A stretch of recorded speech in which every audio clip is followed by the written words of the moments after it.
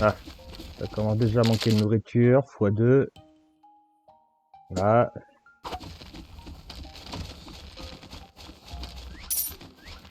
Le pas dans la mouise. Exactement. Ah, j'en ai 11 qui manque de nourriture. Ah, ça le fait pas, ça le fait pas, ça le fait pas. Ça le fait pas, ça le fait pas. J'en ai 21 qui meurent de faim. Ça sent pas bon, ça sent pas bon du tout. Bien. Là, j'en ai 5 qui sont affamés, donc ils sont à deux doigts de mourir de faim. J'ai 4 criminels parce que tout le monde commence à péter un plomb. J'en ai 24 qui mangent de nourriture. Donc, autant vous dire qu'arrivé à ce stade-là, ça sent pas bon du tout. Donc, on va voir en revue qu'est-ce qu'on peut faire pour éviter tout ça. Et en sachant que là, je joue en mode facile, je jouerais en normal ou en hard, j'aurais déjà perdu depuis bien, depuis bien longtemps. Jusque là, en mode facile, ça prend son temps. Mais on va voir qu'est-ce qu'on peut faire pour tout ça. A tout de suite.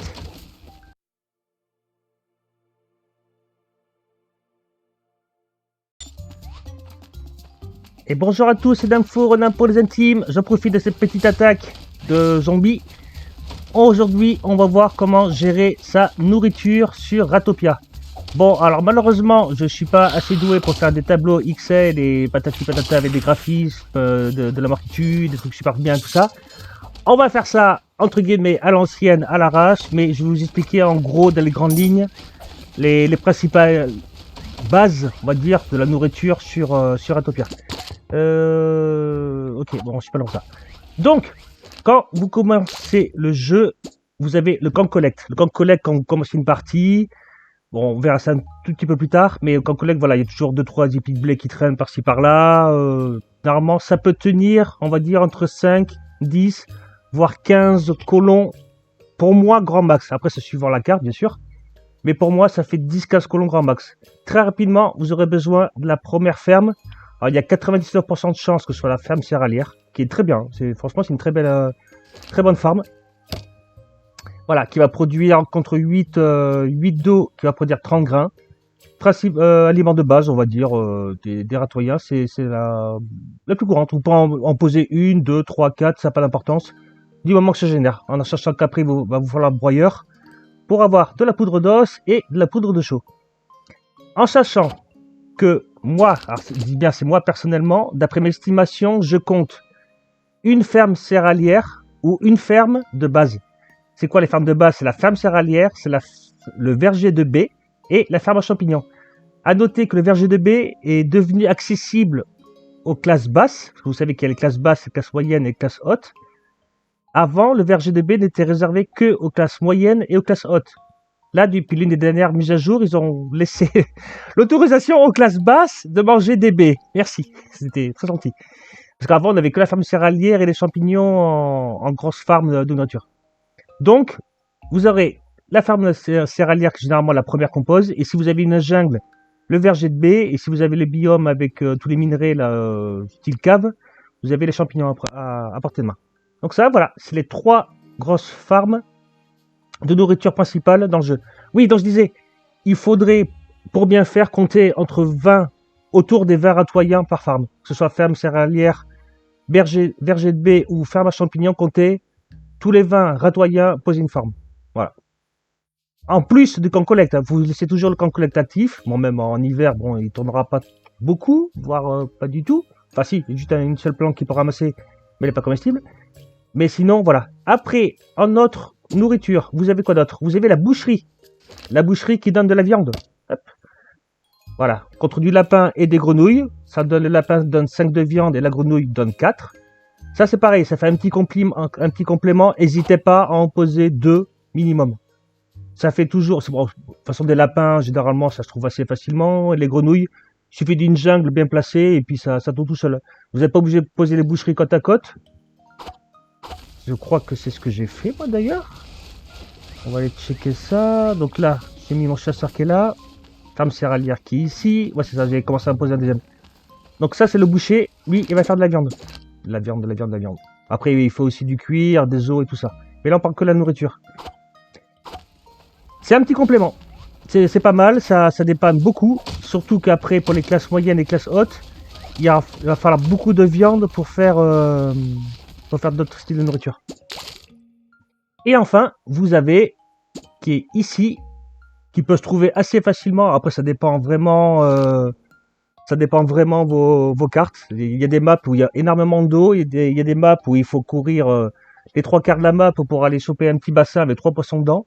Mais la pêche reste quand même un très bon ajout, un très bon support point de vue nourriture. Ça marche très bien. Donc c'est pareil, qui est accessible aux classes basses, moyennes et hautes. Voilà. En sachant que, bon, moi, faut faire ce que vous voulez, mais moi je reste sur à peu près une vingtaine de colons par farm, et ça c'est que du plus. Hein. La pêche, tout comme le boucher, pour moi ça reste du surplus. Le camp collecte, la pêche, la boucherie, faites ça en complément en plus, mais comptez une farm, sur l'une des 3 ici là, à peu près entre 20 et 25 ratoyens grand max. Après bien sûr vous avez aussi le rucher. Le rucher qui lui par exemple est un petit peu plus... Vous avez aussi bien sûr le rucher, mais le miel par exemple vous le voyez ici à droite, ce n'est réservé que aux classes moyennes ou aux classes hautes. Voilà. Donc vous dites pas, ah ben tiens super, je vais pouvoir farmer du miel, ça va me faire des quantités de nourriture qui sera marqué ici, voilà j'ai 152 si j'avais que du miel par exemple. Ben non, tous mes classes basses vont mourir de faim parce que c'est pas réservé à eux. C'est pas pour eux, c'est pour les classes moyennes et les classes hautes. C'est ici. Voilà, les miels. Et bien entendu, vous pourrez débloquer quand vous le pourrez le grill. Alors le grill c'est le full pété. Donc ici on a de la viande grillée, comme vous pouvez le voir, réservée aux classes moyennes et aux classes hautes. Ici c'est pareil, moyenne et haute. Ici moyenne et haute. Et ici par exemple, que le steak par exemple, c'est réservé que aux classes hautes. Par contre ça donne 60 en nourriture, c'est pété quand même. Ici c'est pareil, classe haute et classe moyenne et haute. Donc voilà. Donc partez sur le principe que entre 20 et 25 ratoyens grand max. Et encore je dis bien, suivant votre carte que vous avez de départ. Parce que le camp collecte, si vous avez une carte où il y a 2 épis de maïs, 2 épis de blé, vous allez très rapidement manquer de nourriture. Hein. On peut noter aussi qu'il y a le marché noir. Le marché noir qui vend des noix et du bacon, je crois, mais qui ne sont réservés, c'est pareil, que aux classes moyennes et aux classes hautes. Mais bon, ça, c'est juste la petite parenthèse. Autre chose, admettons que vous soyez bien lancé dans votre partie, que vos fermes céréalières servent énormément, par exemple, le blé, ça sert surtout à la brasserie, voilà. Que tout le blé passe à la brasserie, par exemple, et que votre poisson, ben, c'est le grill qui fait ça, et puis que vous oubliez... Ah si, il y a aussi la boulangerie qui donne du pain. Ouais, boulangerie qui donne du pain, c'est pareil, classe moyenne et classe haute. Mais si vous voulez faire plaisir, que vous avez énormément de pain, par exemple, ou énormément de fromage, autre comme ça. Au lieu de vous embêter à vous dire, bah tiens, je vais faire une 3e ferme à blé parce que ça commence à tirer pour les classes basses, vous avez ici la pierre codée. Vous allez sur la pierre codée, et par exemple, hop, vous cliquez sur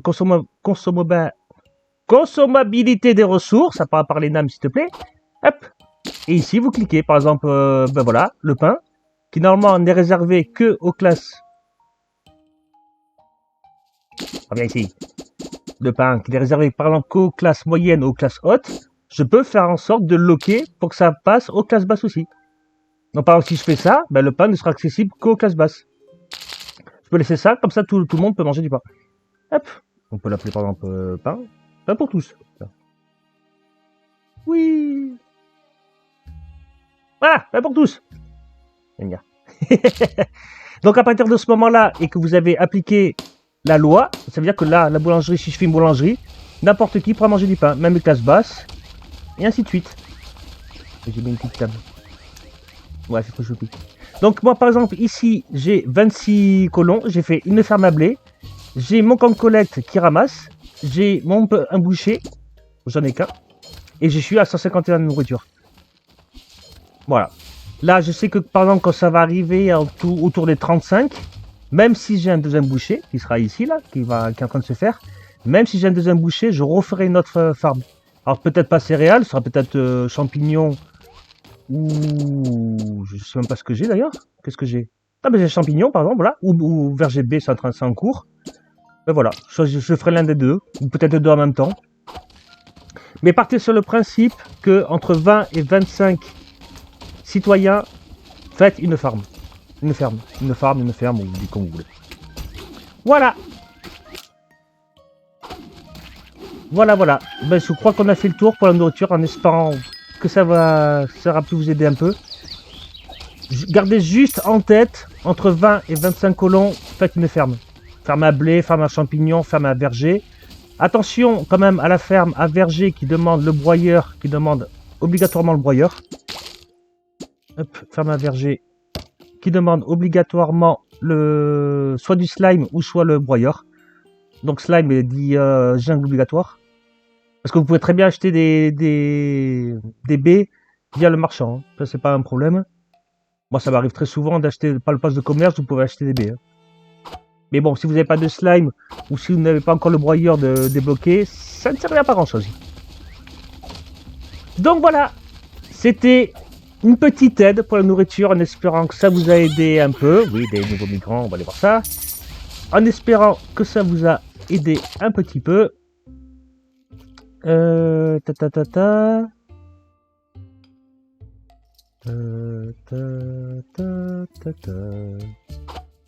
Ok. Sur ce, c'était Namfour. Passez de très bons jeux et amusez-vous bien sûr à Topia. La sortie officielle est prévue pour, si pas de changement, j'insiste bien sur si pas de changement, le 1er mai.